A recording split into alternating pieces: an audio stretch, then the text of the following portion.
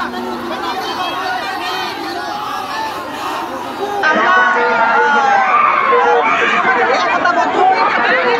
যে বৈষম্য বিরোধী হচ্ছে আমাদের পাহাড়ে আছে সেটা যাতে সমান অধিকারে থাকে আমাদের আদিবাসীদের এই দাবি নিয়ে হচ্ছে আমরা আসছি এবং আমরা চাই হচ্ছে এখানে যত হচ্ছে সেনা শাসন আছে এই সেনা শাসন যাতে প্রত্যাহার করা হয়। তো আমরা চাই হচ্ছে সবাই একতাবদ্ধ হয়ে আমরা রাস্তায় নামি এবং আমাদের দাবি যাতে সফল হয়। গ্রাভিটি আন্দোলনে যে বাধা দেওয়া হয়েছে, গ্রাভিটির যে আমাদের সরঞ্জাম ছিল এই সরঞ্জাম হলো আমাদের সেনাবাহিনীরা যে লাঠি মেরে ফেলে দিয়েছে। প্রথমটা হচ্ছে সে কারণে, আরেকটা হচ্ছে যে সরকার প্রথম হলেও বলতে সমতলের স্বাধীনতা এসেছে, কিন্তু পাহাড়ে কোনো স্বাধীনতা আসেনি।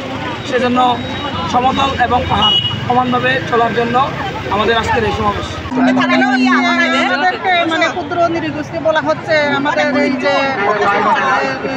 উপজাতি বলা হচ্ছে, সেই জন্য আমাদের আজকে সমাবেশ। আমরা আদিবাসী, আমরা সবাই একত্রিত হয়ে আদিবাসী স্বীকৃতি পাওয়ার জন্য আমরা আজকে আমাদের আজকে সমাবেশ একত্র।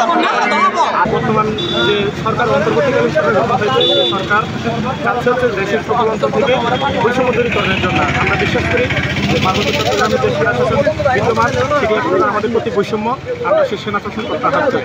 ঠিক তেমনিভাবে বর্তমান সরকারের কাছে আমাদের দাবি দেওয়া হচ্ছে আমাদেরকে যে জাতিগত দিক থেকে ক্ষুদ্র জাতিসত্তা, ক্ষুদ্র নৃগোষ্ঠী বলে অভিহিত করা হয়েছে, সেই সব দূর করে সংবিধান সংশোধন করে আমাদেরকে ষষ্ঠ জাতিভাবে স্বীকৃতি যেন দেওয়া হয়। তারই পাশাপাশি আমরা জানি যে বর্তমানে আয়নাগর থেকে অনেকেই মুক্ত হয়েছে। ঠিক তেমনিভাবে 1996 সালে হচ্ছে আমাদের কল্পনা চাকমা অপহরণ হয়েছিল। আমরা চাই কল্পনা চাকমার অপহরণের সুষ্ঠু তদন্ত হয়ে যেন সেটার বিচার হয়। তারই পাশাপাশি আমরা জানি যে 1981-82 দিকে জিয়াউর রহমানের ক্ষমতায় এনের সময় এই পার্বত্য চট্টগ্রামে হচ্ছে সমতল থেকে স্যাটেলাইট পুনর্বাসন করা হয়।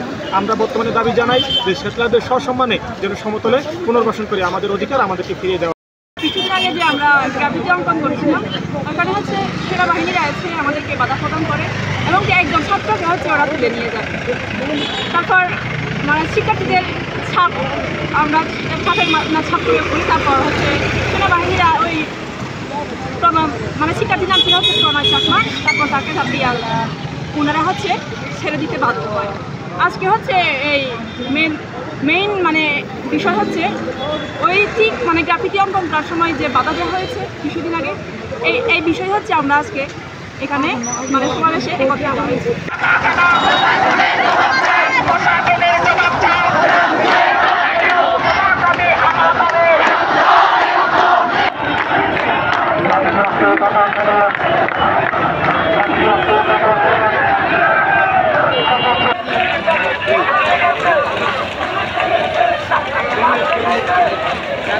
ষড়যন্ত্র করে, তবে আমি আপনাদের প্রতি উদ্যত আহ্বান জানাই, আপনারা বসে থাকবেন না।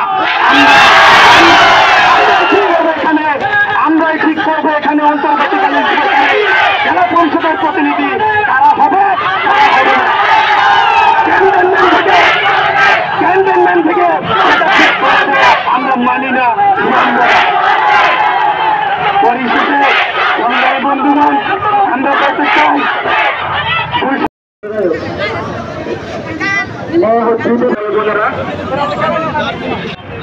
স্বাগত বক্তব্য দেওয়ার জন্য আমি অনুরোধ জানাচ্ছি।